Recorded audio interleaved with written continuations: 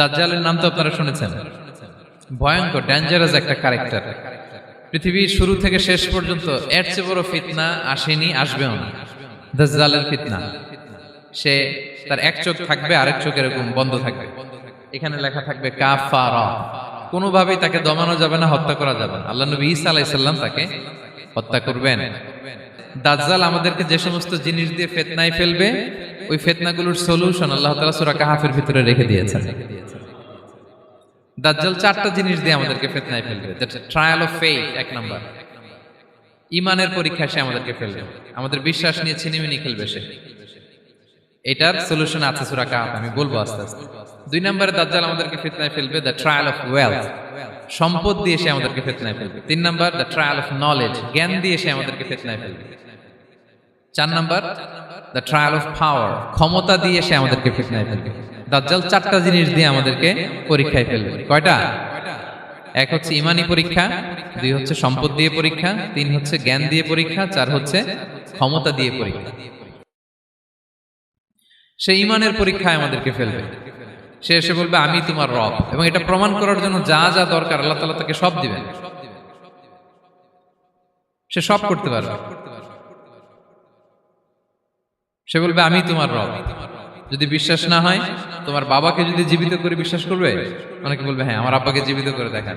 তো তার বাবাকে ঠিকই সে জীবিত করে ফেলবে। আসলে শয়তান তার বাবার সূরত নিয়ে সামনে দাঁড়াবে। আরে তাই তো, এটাই তো আমার বাবা, এটাই তো আমার দাদা। মানুষ ফিতনায় পড়ে যাবে, ঈমানের ফিতনায়। সে ভাববে আসলে এটাই বোধহয় আমার রব। এবং তাকে এত ক্ষমতা দেয়া হবে, তার ডান দিকে থাকবে জান্নাত, বাঁ দিকে জাহান্নাম। তার কাছে আল্লাহ এটা দিবে। যে তার কথা শুনবে তাকে সে জান্নাতে ঢুকাবে, কিন্তু জান্নাতে ঢুকে সে জাহান্নামের শাস্তি ভোগ করবে। এটা তার বাইরের মানুষ বুঝবে না, অ্যাপারেন্টলি এটা জান্নাত। আর যে তাকে মানবে না তাকে সে জাহান্নামে ফেলবে, কিন্তু জাহান্নামে ঢুকলেও সে জান্নাতের নাজ নেয়ামত ভোগ করবে। তাহলে এই যে ঈমানের ফিতনায় সে ফেলে দিবে আমাদেরকে। তো ঈমান কি করে বাঁচাবো, এটা সলিউশন আমি শোনাবো আপনাদের। দুই নম্বরে সে আমাদেরকে সম্পদ দিয়ে ফিতনায় ফেলবে। যার যা লাগবে সে তাই দিতে পারবে, যা লাগবে। সে যদি আকাশকে বলে আকাশ বৃষ্টি দাও, যাকে তারা মানবে ওই এলাকায় বৃষ্টি হবে, সুজলা সুফলা শস্য শ্যামলা হবে সে সমস্ত এলাকা, ফল মূলে ভর্তি হবে, বরকত আর বরকত। আর যে এলাকার লোকেরা, জনপদের লোকেরা তাকে মানবে না, সে বলবে ওখানে বৃষ্টি হবে না, হবেও না। ওখানে খরা, দুর্ভিক্ষ, মাটি ফেটে চলছে, মানুষ না খেয়ে মরবে, মহামারী, দুর্ভিক্ষ দেখা দেবে। তখন বিশ্ববাসী মনে করবে এটাই বোধহয় আমাদের রব। তার মানে সম্পদ দিয়ে ফিতনায় ফেলে দিবে। তিন নম্বর হচ্ছে নলেজ, তার জ্ঞানের কাছে গোটা বিশ্ব হার মানবে। পূর্বের পরের যত জ্ঞান আছে সব আল্লাহ তাকে দিবে। ইলমুল আউয়ালিন ওয়াল আখিরিন, এমন কোন প্রশ্ন নেই যেটা দিয়ে তাকে আটকানো যায়। যাই জিজ্ঞেস করবেন সব জানতা, সব বলে দেয়। ভবিষ্যৎবাণী বলে দিবে, বলবে আগামীকাল ওইখানে অমুক দেশে বোমা বিস্ফোরণ হবে, হবে ওইখানে, ওখানে দুর্ভিক্ষ হবে, হবে, ভূমিকম্প হবে, হবে। সে যা বলবে তাই হবে। তার জ্ঞানের এই বহর দেখে মানুষ ফিতনায় পড়ে যাবে।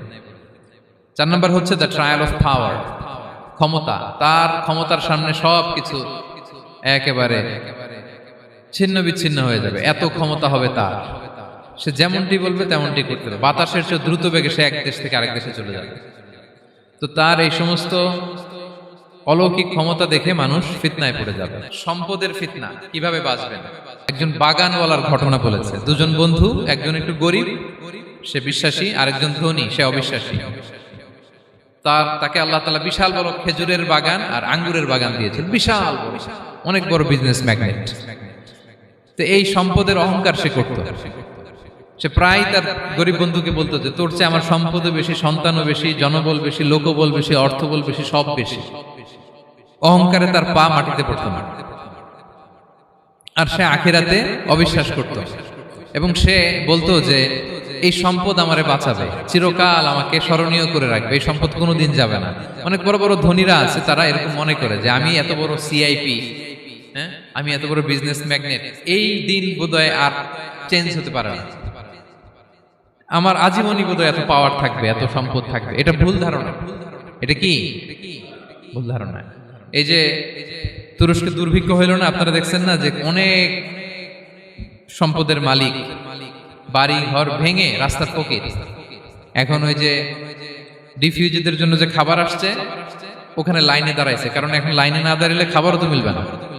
1000 কোটি টাকার মালিক ছিল, ভেঙে চুরে সব শেষ। এখন রিলিফের নেওয়ার জন্য দুস্থদের কাতারে ওখানে দাঁড়াইছে, কারণ দাঁড়াইলেই কিছু খাবার পাওয়া যাবে, খিচুড়ি পাওয়া যাবে, তা না হলে তো খাবারটাও মিলবে না।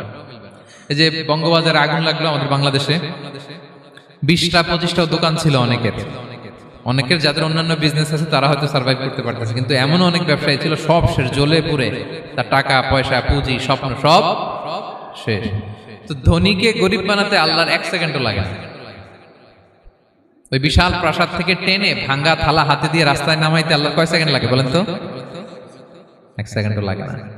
সো এই লেসনটা কিন্তু আমাদের নিতে হবে। এবং ওই ব্যক্তির নসিবে তাই ঘটেছিল, সে যখন অহংকার করতেছিল আল্লাহ তাআলা আকাশ থেকে হুসবান একটা আগুন পাঠালো।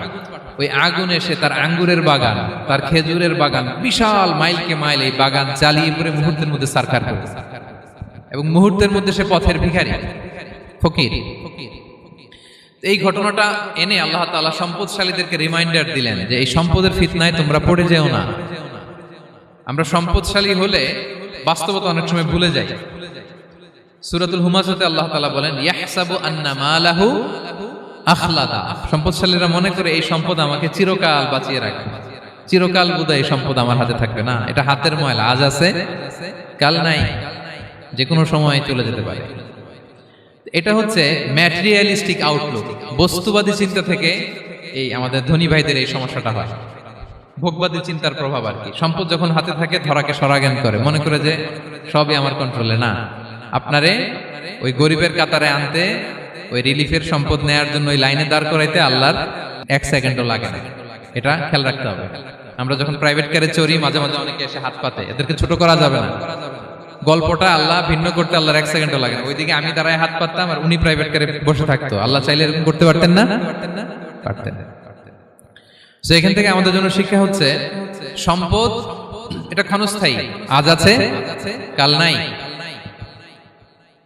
এটা ক্ষণস্থায়ী, এটাকে এভারলাস্টিং মনে করা যাবে না। এভারলাস্টিং হচ্ছে আখিরাত। ওয়ালাল আখিরাতু খায়রুল লাকা মিনাল উলা, আখিরাত তোমার জন্য দুনিয়ার চেয়ে শ্রেষ্ঠ।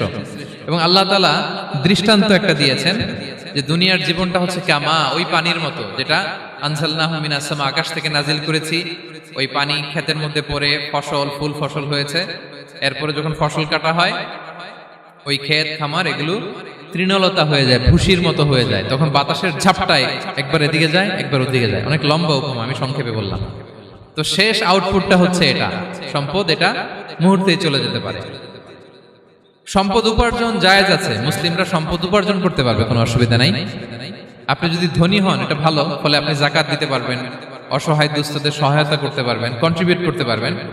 আপনি সম্পদ হাতের মুঠোয় নেবেন, কন্ট্রোল করবেন, কিন্তু এই দিকে স্থান দিবেন না। দ্যাটস ইট, তাহলেই হবে। আমরা সম্পদ কি করতে পারবো? উপার্জন করতে পারবো, কিন্তু হৃদয়ে স্থান দিতে পারবো না। হৃদয়ে স্থান থাকবে আখিরাতের। এই মাইন্ডসেট যদি আপনি গড়ে তোলেন তাহলে সম্পদের ফিতনা আপনি কখনো পড়বেন না। জ্ঞানেরও কিন্তু এলেমেরও একটা গরম আছে, যার এলম আছে তার মধ্যে এই সমস্যাটা কাজ করে। সেটার জন্য আল্লাহ তাআলা মুসা আলাইহিস সালাম, খিজির আলাইহিস সালামের ঘটনা বলেন। মুসা আলাইহিস সালাম হচ্ছে বনি ইসরাইলের নবী, আর খিজির আলাইহিস সালাম কেউ বলেছেন নবী, কেউ বলেছেন আল্লাহর ওলি। আসলে আরবিতে ওনার নাম খদির, আমরা বাংলায় বলি খিজির। খদির মানে সবুজ। উনি যে কোনো জায়গায় বসলে ওখানে মরা গাছ, লতা পাতা এগুলো সবুজ হয়ে যেত। অনুর্বর এলাকার উপর দিয়ে হেঁটে গেলে ওটা উর্বর হয়ে যেত। তো মুসা আলাইহিস সালাম একবার ওয়াজ করতেছেন এইভাবে বনি ইসরাইলের সামনে, খুতবা দিচ্ছেন। হঠাৎ এক লোক দাঁড়ায় বলে, ইয়া নবী আল্লাহ, মান আ'লামু ফিল আরদ, বর্তমান পৃথিবীতে সবচেয়ে জ্ঞানী কে? মুসা আলাইহিস সালাম বলেন, ফাকালা আনা, আমি। কি বললেন? উনি আসলে ভুল কিছু বলেন নাই, কারণ প্রত্যেক জামানার নবীকেই আল্লাহ তাআলা সবচেয়ে বেশি জ্ঞান দিয়ে পাঠান, কারণ তার কাছে ওহীর জ্ঞান আসে, অদৃশ্যের খবর আসে, ইলমুল গায়ব আসে। কিন্তু এই উত্তরটা আল্লাহ তাআলার পছন্দ হয় না। আল্লাহ তাআলা চাচ্ছিলেন মুসা যদি বলতো আল্লাহ তাআলাই জানে কে জ্ঞানী বা আল্লাহই সবচেয়ে জ্ঞানী, এরকম হলে ভালো হতো। কিন্তু মুসা আলাইহিস সালাম কি বলছে? আমি। একজন প্রশ্ন করলো সবচেয়ে বড় জ্ঞানী কে? উনি কি বললেন? আমি। এই যে আমি আমি, এটাতে ঝামেলা আছে। আমি বড়, আমি জানি, আমি সব, দিস ইজ প্রবলেমেটিক। আল্লাহ এটা পছন্দ করলেন না। আল্লাহ তাআলা মুসা আলাইহিস সালামকে বললেন, মুসা তুমি যে বলছো তুমি জ্ঞানী, না তুমি জ্ঞানী না, তোমার চেয়ে বড় জ্ঞানী আছে। মুসা আলাইহিস সালাম বলে, তাই নাকি, আমার চেয়ে বড় জ্ঞানী কে? তো আল্লাহ তাআলা বললেন, ইযহাব ইলা মাজমাইল বাহরাইন, দুই সাগর বা দুই নদীর মিলনস্থলে যাও, ওখানে আমার এক বান্দা আছে তোমার চেয়েও জ্ঞানী। মুসা আলাইহিস সালাম বললেন, তাই নাকি? তো আল্লাহ, আমি কিভাবে চিনি উনি কোথায় থাকে, কিভাবে বুঝবো? আল্লাহ বললেন, একটা বড় মাছ নাও, এটাকে ফ্রাই করো, এটাকে ফ্রাই করে একটা ঝুড়ির ভেতরে নাও, যেখানে এই মাছটা সাগরে ঢুকে যাবে ওখানে আমার বান্দাকে পাবে। তো উনি ওনার সহযোগী ইউশা ইবনে নুনকে নিয়ে হাঁটতে লাগলেন। হাঁটতে হাঁটতে এক জায়গায় ক্লান্ত হয়ে পাথরের পাশে বিশ্রাম নিলেন। ওই পাথর থেকে আবার এক ধরনের পানি বের হয়, এই পানিটারে বলে আবে হায়াতের পানি, মা উল হায়াত, জীবন নদীর পানি। এই পানি কোনো মৃত প্রাণী বা বস্তুর গায়ে লাগলে ওটা জীবিত হয়ে যায়। তো ওনারা পাথরে হেলান দিয়ে বিশ্রাম নিচ্ছিলেন, ওই পানি ওই ফ্রাই করা মাছের গায়ে লাগার সাথে সাথে মাছ জীবিত হয়ে ঝুড়ি থেকে বের হয়ে সাগরে ঢুকে গেছে। ওনারা আর খেয়াল করেন না। এরপর আবার হাঁটতে লাগলেন। হাঁটতে হাঁটতে যখন ক্লান্ত শ্রান্ত, তখন বলে, এই ইউশা, আমাদের ওই মাছ ফ্রাই মাছটা দাও, এখন খাই। ঝুড়ি খুলে দেখে মাছ নাই। মাছ গেল কোথায়? তখন ইউশা বলল, হয়তো আমরা যে পাথরের ওখানে বিশ্রাম নিয়েছিলাম ওখানে আমরা মিস, ওখানে হারাই ফেলছি। চলো চলো, আরে ওইদিকে তো যাইতে হবে আমাদের। উনি গেলেন, যে দেখে মাছ যে জীবিত হয়ে বালুর দিকে নাড়াচাড়া করতে করতে সাগরে ঢুকে গেছে, ওখানে দাগ আছে। মুসা আলাইহিস সালাম ঢুকলেন সুরঙ্গ, ঢুকে দেখে চাদর গায়ে দিয়ে এক লোক শুয়ে আছে। সালাম দিলেন, আসসালামু আলাইকুম। ওই লোক চাদর আর সরায় না, ভিতর থেকে বলতেছে, ওয়ালাইকুম আসসালাম। তো চাদরের ভিতর থেকে উনি বলে, মান আন, তুমি কে? মুসা আলাইহিস সালাম বললেন, আনা মুসা, আমি মুসা। উনি বলেন, মুসা বনি ইসরাইল, বনি ইসরাইলের মুসা? বললেন, হ্যাঁ। কেন এসেছো? এবার চাদর খুললেন, বলতেছে, আপনার কাছ থেকে কিছু শিখতে আসছি। আল্লাহ বলছে, আপনি নাকি সবচেয়ে বড় জ্ঞানী। আমি ভুল করে বলে ফেলছিলাম আমি, আল্লাহ বলছেন যে আপনি নাকি জ্ঞানী। বলতেছে, না, তুমি আমার জ্ঞান নিতে পারবে না, ওই ধৈর্য শক্তি তোমার নাই। মুসা আলাইহিস সালাম বললেন যে, আপনি যে কোনো শর্তে আমাকে একটু রাখেন কয়েকদিন, আপনার সাথে আমি রাজি। বললেন, না, তুমি পারবে না। মুসা আলাইহিস সালাম জোর করতে লাগলেন। অবশেষে খিদির আলাইহিস সালাম রাজি হলেন। বললেন, শর্ত হচ্ছে আমি যাই করি আর না করি আমাকে কোনো প্রশ্ন করা যাবে না। মুসা আলাইহিস সালাম বললেন, ওকে। সফর শুরু হলো। সামনে নদী, এক লোক তাদের নৌকা দিয়ে নদী পার করাই দিল। নদী পারাপারের পর খিজির আলাইহিস সালাম লাঠি দিয়ে নৌকার তলাটা ছিদ্র করে দিলেন। মুসা আলাইহিস সালাম বললেন, ইন্না লিল্লাহি, এটা আপনি কি করলেন? ওরা আমাদেরকে নদী পার করে দিল, আর যে ভাড়াটা আসছিল এটাও নিল না, আমাদেরকে সম্মান দেখলো, আপনি নৌকা ছিদ্র করে দিলেন। খিজির আলাইহিস সালাম বলছে, এই যে আমি বলছিলাম না তুমি ধৈর্য ধারণ করতে পারবো না, যাও, তোমার রাস্তায় তুমি, আমার রাস্তায় আমি। মুসা আলাইহিস সালাম আবার ক্ষমা চাচ্ছেন যে, আপনি আমার ক্ষমা করেন, আমি তো ভুলে গেছি, আর প্রশ্ন করবেন না। চলতে লাগলেন। হঠাৎ বাচ্চারা খেলতেছে, এক বাচ্চাকে ধরে হত্যা করলেন খিজির আলাইহিস সালাম। এবার তো মুসা আলাইহিস সালাম রেগে গেছে, আপনি করলেনটা কি? একটা নিষ্পাপ ফুলের মতো শিশুকে হত্যা করলেন। খিজির আলাইহিস সালাম বলে, এই যে আমি জানতাম যে তুমি ধৈর্য ধারণ করতে পারবে না, তোমার রাস্তা এক, আমার রাস্তা এক, যাও। এবার মুসা আলাইহিস সালাম করজোর করতেছে যে, this is the last chance, একটা ফাইনাল চান্স দেন, একটা সুযোগ দেন, আর আমি প্রশ্ন করব না, এটাই লাস্ট। বলেন, ওকে, ঠিক আছে। হাঁটতে হাঁটতে এক ইহুদি বসতির সামনে যে হাজির, দুজনই খুব ক্ষুধার্ত, খাবার চাইলো, এরা আবার কৃপণ, খাবার দিল না। তো খিজির আলাইহিস সালাম বললেন, ঠিক আছে, খাবার যেতে দিচ্ছেন, আমরা চলে যাই। যাওয়ার পথে দেখতেছে এই এলাকার একটা দেয়াল ভেঙে পড়ে যাবে। তিনি বললেন, মুসা চলো এটা ঠিক করে দেই। দুইজন মিলে প্রচন্ড ক্ষুধায় এটা সেটা এনে দেয়ালটা তৈরি করতেছে। মুসা আলাইহিস সালাম তো এমনিই রাগী, পেটে আবার ক্ষুধা, আবার বলছে কিছু বলাও যাবে না। তিনি এবার আর প্রশ্ন করেন, বলতেছে, ওরা এত কিপটামি করলো আর আপনি এটা করে দিলেন, আপনি তো চাইলে এটা টাকা নিতে পারতেন, পারিশ্রমিক নিতে পারতেন চাইলে। এই কথা বলার পর খিজির আলাইহিস সালাম বললেন, হাযা ফিরাকু বাইনি ওয়া বাইনি, এখানেই তোমার আর আমার সেপারেশন, আর সামনে আগানো যাবে না, তোমার কোনো ধৈর্যই নাই।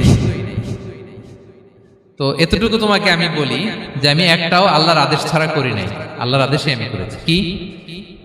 এক নম্বর হচ্ছে, ওই যে আমাদের ভাড়া নিতে চাইলো না, আমাদেরকে পার করে দিল, নৌকাটা ছিদ্র করেছি কারণ এই এলাকায় একজন জালিম বাদশা আছে, সে নৌকা পেলেই গরিব মাঝিদের নৌকা সিজ করে নিয়ে যায়। তো এটাকে যখন তলায় ছিদ্র করে দিছি, এই রাজার লোকেরা এসে দেখবে যে এটা তলা ছিদ্র, তো পানি ঢুকতেছে, এটা আর নিবে না, ওরা পরে সামহাও এটা রিপেয়ার করে চালাইতে পারবে। মুসা আলাইহিস সালাম বলে, সুবহানাল্লাহ, তাই তো, এটা তো আমি বুঝতে পারি নাই। আর ওই ছোট শিশুটাকে হত্যা করছি, ও অনেক বড় জালিম হবে এলাকা, তার ফিতনায় এলাকাবাসী তটস্থ থাকবে, সে তার মা বাবাকেও জাহান্নামে নেবে। এজন্য আল্লাহ তাআলা আদেশ দিয়েছেন আমাকে, আল্লাহর আদেশে আমি তাকে হত্যা করেছি। মুসা আলাইহিস সালাম বললেন, তাই তো, এটা তো অনেক ভালো কাজ করছেন। তাইলে তো বলতেছে, তাহলে ওইটা বলেন। খাবারও দিল না, এত কৃপণ, এদের দেয়াল কেন ঠিক করতে গেলেন আপনি? তখন তিনি বললেন যে আসলে এটা একটা ইয়াতিমদের ঘর ছিল, দুইটা ইয়াতিম শিশু, তাদের বাবা মা খুব ভালো ছিল, আর এই দেয়ালের নিচে আছে গুপ্তধন। এই দেয়ালটা পড়ে যাবে, এই গুপ্তধন তারা ছোট মানুষ নিতে পারবে না, এলাকাবাসী তাদেরকে বঞ্চিত করে নিয়ে যাবে। আমি দেয়াল গড়ে দিলাম যাতে করে তারা যখন প্রাপ্তবয়স্ক হয় নিজেদের সম্পদ নিজেরা বুঝে নিতে পারে। সুবহানাল্লাহ বিহামদি। মুসা আলাইহিস সালাম বলে, তাই তো, এগুলো তো আমি বুঝতে পারি নাই। তো এই ছিল খুব সংক্ষিপ্ত পরিসরে মুসা আলাইহিস সালাম খিজির আলাইহিস সালামের ঘটনা। তো রাসূল সাল্লাল্লাহু আলাইহি ওয়াসাল্লাম বুখারীতে একটা চমৎকার কথা বলেছেন। তিনি বলেছিলেন, ওয়াদিদনা আন্না মুসা সাবার হাত্তা ইউকাসসা আলাইনা মিন আমরিহিমা। রাসূল সাল্লাল্লাহু আলাইহি ওয়াসাল্লাম বলেছিলেন, ইস, আমার ভাই মুসা যদি আরেকটু ধৈর্য ধরতো তাহলে আরো কিছু অজানা তথ্য আমরা জানতে পারতাম। এখান থেকে, এই ঘটনা থেকে আমরা কি শিখলাম? প্রথম যেটা আমরা শিখলাম, জ্ঞান নিয়ে বড়াই করতে নেই, ঠিক কিনা? জানার কোনো শেষ নেই, জাননেওয়ালার উপরও জাননেওয়ালা আছে, জ্ঞানীর উপরও জ্ঞানী আছে। আপনি কিছু জেনেই মনে করবেন না আমি সব জানি। আপনার চাইতেও বেশি জ্ঞানী অনেকে আছে। অনেক সময় বক্তার চাইতেও শ্রোতারা অনেক জ্ঞানী। হয়তো এখানে এমন অনেক জ্ঞানী লোক আছে যার ধারে কাছেও আমরা কেউ নেই, হতে পারে। সো আমি সব জানি, এটা ভুল, এটা শয়তান বলে। এটা কে বলে? শয়তান বলে। আবু নাওয়াস একটা কবিতা লিখেছেন, ওয়াকুল লিমান ইয়াদঈ ফিল ইলমি ফালসাফাতান হাবাসতা শাইআন ওয়া গাবাত আনকা আশিয়াউ। কেউ যদি বলে আমি সব জানি, তুমি তাকে বৃদ্ধাঙ্গুলি দেখিয়ে বলো আপনি কিছুই জানেন না। আপনি অল্প কিছু জেনেছেন, জানার এখনো অনেক বাকি। তাহলে মুসা আলাইহিস সালামের এই ঘটনা জিজ্ঞেস করা হলো, কে জ্ঞানী? উনি বললেন, আমি জ্ঞানী। এরকম কি আমরা কখনো বলবো? না। সবচাইতে বড় জ্ঞানী কে? ওয়া ফাওকা কুল্লি যী ইলমিন আলিম। সবচাইতে বড় জ্ঞানী আল্লাহ তাআলা। সো জ্ঞান নিয়ে আমরা অহংকার করব না। 2 নম্বর যে শিক্ষাটা আমরা পাই, ওই যে নৌকা দিয়ে পারাপার হচ্ছিল, তখন একটা চড়ুই পাখি এসে সাগরের মধ্যে মুখ দিয়েছিল। তো খিজির আলাইহিস সালাম বললেন, মুসা, তুমি কি চড়ুই পাখিটা দেখতে পাচ্ছ? হ্যাঁ, দেখতে পাচ্ছি। চড়ুই পাখিটা যে সাগরে মুখ দিয়ে দেখতে পাচ্ছ? হ্যাঁ, দেখতে পাচ্ছি। তখন খিজির আলাইহিস সালাম বললেন, চড়ুই পাখিটা সাগরে মুখ দিয়ে পানি খাওয়ার পরে চড়ুই পাখির ঠোঁটে বা চঞ্চুতে যতটুকু পানি লেগে আছে, এই পানিটা হচ্ছে তোমার, আমার এবং মহাবিশ্বের আমাদের সকলের জ্ঞান। আর এই মহাসাগরের সকল পানি হচ্ছে আল্লাহ তাআলার জ্ঞান। আল্লাহ তাআলা বলেছেন, ওমা উতিতু মিনাল ইলমি ইল্লা কালিলা। আমি তোমাদেরকে একেবারে অল্প জ্ঞান দিয়েছি, একেবারে অল্প। এই রহস্যে ঘেরা এই মহাবিশ্বের অনেক কিছু আমাদের অজানা। প্রিয় ভাইরা, আমরা অনেক কিছু জানি না। আমাদের এই লিমিটেড নলেজে এগুলো ধরে না, তারপর আমরা জ্ঞানের বড়াই করি। আপনারা উপমাটা বুঝতে পারছেন? একটা নৌকা থেকে চড়ুই পাখি ঠোঁট দিয়ে পানি খাচ্ছে, পানি খাওয়ার পরে স্বভাবতই চড়ুই পাখির ঠোঁটে একটু পানি তো লাগবে। খিজির বললেন যে এই পানিটা হচ্ছে তোমার, আমার, পৃথিবীর সবার জ্ঞান। আর এই সাগরের বাকি পানিগুলো কার জ্ঞান? এবার বুঝতে পারছেন আল্লাহ তাআলার জ্ঞানের পরিধি। আমরা জ্ঞান নিয়ে যেন কখনো কি না করি, বড়াই না করি। জ্ঞান 2 ধরনের, একটা বাহ্যিক জ্ঞান, একটা অন্তর্নিহিত জ্ঞান। External knowledge, internal knowledge. আমরা যখন কোরআন হাদিস পড়ি আমাদের বাহ্যিক জ্ঞান অর্জন হয়। কোরআন হাদিস পড়লেই আপনি জ্ঞানী হয়ে যান। এটা কোরআন হাদিস পড়তে হয়, এটা ডাইজেস্ট করতে হয়, এটার উপর আমল করতে হয়। এই জ্ঞান অর্জন শেষে এরপরে আল্লাহর প্রিয় বান্দাদেরকে আল্লাহ অন্তরে ইলমের নূর দেন, ইলহাম দেন। That is the knowledge, that is the pure knowledge. আপনি হাফেজে কোরআন হয়ে ভাবেন না আপনি সব জানেন, আপনি বুখারী মুখস্থ করে ভাবেন না সব জানেন। এই সব জ্ঞান অর্জন করার পরে ইলমের নূর হাসিল হয়, সেটা আল্লাহ সবারে দেয় না। সো এই অন্তর্নিহিত জ্ঞান, দূরদৃষ্টি, farsightedness, that is the pure knowledge. এটার জন্য বছরের পর বছর, যুগের পর যুগ সাধনা করতে হয়। সেটার জন্য এই জ্ঞান অর্জনের জন্য 3টা জিনিস করতে হয় ইলমের নূর অর্জনের জন্য। কয়টা? 1 হচ্ছে বিনয়, 2 হচ্ছে সফর, 3 হচ্ছে সবর। আবার বলি, 1 হচ্ছে বিনয়, 2 হচ্ছে সফর, 3 হচ্ছে সবর। আল্লাহ তাআলা আল্লাহর নবীকে তাওরাত দেওয়ার পরেও আরো ট্রেনিং সেশন করাইছেন খিজির আলাইহিস সালামের কাছে। যাও, ওনার কাছে গেলে তুমি ছোট হবা, নত হবা। জ্ঞান যদি আমি নিতে চাই আমাকে ছোট হইতে হবে। ধরেন একটা গ্লাস থেকে একটা খালি গ্লাসে পানি ঢালবো, তো যেটাতে নেওয়া হবে এটা উপরে থাকলে হবে? যে গ্লাসটার মধ্যে পানি আছে এটা উপরে থাকবে, ওইটা ব্ল্যাঙ্ক গ্লাসের মধ্যে পড়বে। আপনি নলেজ, ইলম নিতে চাইলে আপনাকে নিচে থাকতে হবে, উনি উপরে থাকবেন। আপনার শায়েখ আপনাকে দিবে, আপনার উস্তাদ আপনাকে দিবে, আপনার মুর্শিদ আপনাকে দিবে। বুঝতে পেরেছেন? তাহলে আমাদেরকে হাম্বলনেস লাগবে, শিখতে হইলে হাম্বল হইতে হয়, বিনয়ী হইতে হয়। আচ্ছা 2 নাম্বার সফর করতে হয়, এটা আল্লাহ মুসা আলাইহিস সালামকে দিয়ে করাইছেন, যাও পিছে পিছে উস্তাদের পিছে পিছে ঘুরো। তো এজন্য সফর করতে হয়। এখন ঘরে বসে অনেক কিছু জানা গেল, উস্তাদের সান্নিধ্য লাগে, সফর করতে হয়। আমাদের ক্লাসিক আলেমরা হাদিস কালেকশনের জন্য শহরকে শহর সফর করতেন। এখন আমাদের আলেমরা দেওবন্দে যায়, মিশরে যায়, মদিনায় যায়, এখানকার মালয়েশিয়ান স্টুডেন্টরা দেশে বিদেশে যে নলেজ অর্জন করে। সফর আপনাকে লাগবে। তাহলে বিনয়, সফর, 3 নম্বরে কি সবর, ধৈর্যশীল হইতে হবে। দেখেন মুসা আলাইহিস সালাম বারবার প্রশ্ন করে ফেলতেছেন, বারবার ওয়াদা ভঙ্গ করতেছেন, এরকম করলে হবে না, ধৈর্য লাগবে। ধৈর্যের বলে বলিয়ান হলে তখনই আপনার মধ্যে ইলম আসবে। তাহলে জ্ঞানের ফিতনায় পড়ার আর আমাদের কোনো সম্ভাবনা আছে? আমরা বিনয়ী হব, আমরা জ্ঞান আল্লাহর দিকে ফিরাই দেব, আমরা বলবো উনি সবচেয়ে ভালো জানেন। ক্ষমতার ফিতনা, এই ফিতনা থেকে বাঁচার জন্য সর্বশেষ আল্লাহ তাআলা যুলকারনাইনের ঘটনা বলেছেন। অনেক বড় বাদশা ছিলেন, পৃথিবীতে 4 জন বাদশা গোটা বিশ্ব শাসন করেছেন, 2 জন কাফির, 2 জন মুমিন। কাফির একজন হচ্ছে নমরুদ, যিনি ইব্রাহিম আলাইহিস সালামকে আগুনে ফেলেছিলেন, আরেকজন হচ্ছে বখতে নাসার, যাকে ইংরেজিতে বলে নেবুচারনেজার দ্য সেকেন্ড, দ্বিতীয় নেবুচারনেজার। তারা কোনো নির্দিষ্ট এরিয়ার বাউন্ডারির বাদশা না, গোটা বিশ্বের বাদশা ছিলেন। এই 2 জন কাফির। আর 2 জন বাদশা ছিলেন গোটা বিশ্বকে শাসন করেছেন, তারা ছিলেন মুমিন। একজন হচ্ছে সুলাইমান আলাইহিস সালাম, আল্লাহর নবী, আরেকজন হচ্ছে যুলকারনাইন, গোটা বিশ্ব শাসন করেছেন, প্রাচ্য থেকে পাশ্চাত্য সব জায়গায় তিনি গিয়েছেন, ইসলামের বাণী প্রচার করেছেন, জালিমদেরকে শায়েস্তা করেছেন। তো এরকম দিক বিদিক তিনি জয় করতেছিলেন। অনেকে যুলকারনাইনকে আলেকজান্ডার দ্য গ্রেটের সাথে গুলিয়ে ফেলে না। ম্যাসিডোনিয়াতে যে আলেকজান্ডার দ্য গ্রেট ছিল, উনি আর যুলকারনাইন এক নন। যুলকারনাইন হচ্ছে আল্লাহ তাআলার প্রিয় একজন বান্দা, অনেক বড় সাহসী বীর পুরুষ ছিলেন, গোটা বিশ্বে ইসলাম প্রচার করেছেন।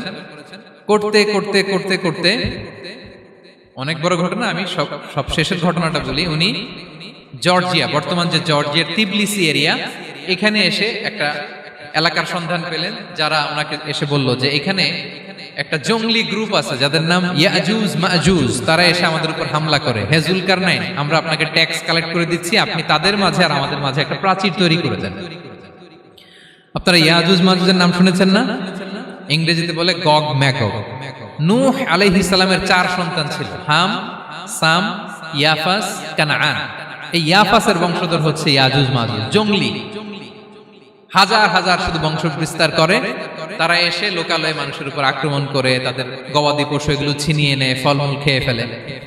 তো যুলকারনাইন বাদশার কাছে যখন বিচার দেওয়া হলো, উনি বললেন ঠিক আছে, তোমাদের ট্যাক্স দেয়া লাগবে না, তোমরা শারীরিক পরিশ্রম করে আমাকে সাহায্য করো। তো উনি বর্তমানে হচ্ছে এক পাশে কৃষ্ণ সাগর, ব্ল্যাক সি, আরেক দিকে কাস্পিয়ান হ্রদ বা কাস্পিয়ান সাগর, এর মাঝখানে 1200 কিলোমিটার লম্বা মাউন্টেন রেঞ্জ, পাহাড়ি এরিয়া, আপনারা গুগলে দেখবেন।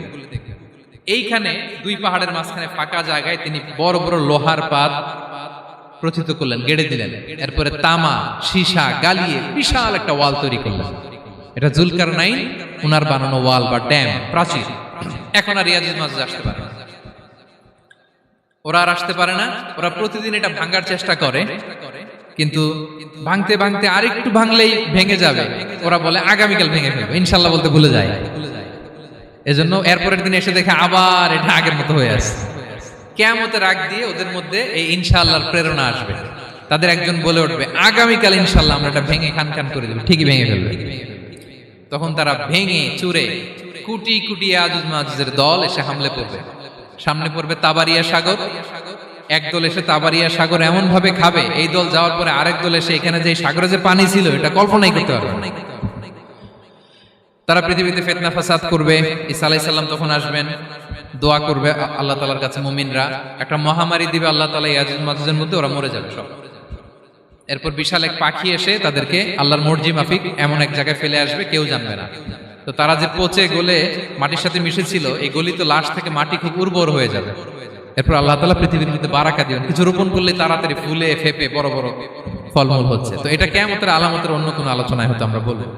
তো যুলকারনাইন তিনি বিশাল এখানে প্রাচীর তৈরি করে দিয়েছিলেন, এবং প্রাচীর তৈরি করে দিয়ে তাদেরকে বলেছিলেন যে যতদিন আল্লাহ তাআলা চাইবেন এটা থাকবে, এবং যেদিন আল্লাহ তাআলার আদেশ আসবে এটা ভেঙে খান খান হয়ে যাবে।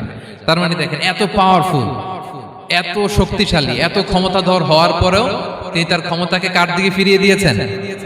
যে আল্লাহ যতদিন চাইবে এই প্রাচীর টিকে থাকবে, যেদিনই আল্লাহ তাআলার আদেশ আসবে এই প্রাচীর ভেঙে খান খান হয়ে যাবে। সো আমরা ক্ষমতার দেখা পেলে, চেয়ার একটা পেলে আমরা যেন জালিম হয়ে না উঠি, এটা হচ্ছে এখান থেকে শিক্ষা। আমরা যেন জুলুম না করি। উনি সম্পদের মালিক ছিলেন, ক্ষমতার মালিক ছিলেন, কিন্তু উনি যে আল্লাহর বান্দা এটা ভুলে যান নাই। আমরা যখন ক্ষমতাশীল হই, আমরা যখন প্রধানমন্ত্রী হই, আমরা যখন প্রেসিডেন্ট হই, আমরা যখন পাওয়ারফুল হই, আমাদের সবচেয়ে বড় পরিচয় যে আমরা আব্দুল্লাহ, আল্লাহর গোলাম, এটা আমরা ভুলে যাই। আমাদের আসল পরিচয় কি? আমরা আল্লাহর গোলাম। আমরা যে আল্লাহর গোলাম, এই চিন্তাটা, এই সেন্সটা যদি আমাদের মাথায় থাকে, তাহলে ক্ষমতা আমাদেরকে দাম্ভিক বানাতে পারে না, আর ওই ক্ষমতা আমাদেরকে ফিতনায়ও ফেলবে না। তাহলে সম্মানিত সুধী, দাজ্জাল কয়টা জিনিস দিয়ে আমাদেরকে ফিতনায় ফেলবে? চারটা। দ্য ট্রায়াল অফ ফেইথ, ঈমানের পরীক্ষা; দ্য ট্রায়াল অফ ওয়েলথ, সম্পদ দিয়ে পরীক্ষা; দ্য ট্রায়াল অফ নলেজ, জ্ঞানের পরীক্ষা; দ্য ট্রায়াল অফ পাওয়ার, ক্ষমতার পরীক্ষা। তো যে ব্যক্তি সূরা কাহাফ তেলাওয়াত করবে, সূরা কাহাফের প্রথম 10 আয়াত বিশেষ করে মুখস্থ রাখবে, আল্লাহ তাআলা উসিমা মিন ফিতনাতিদ দাজ্জাল, দাজ্জালের ফিতনা থেকে তাকে বাঁচাবেন।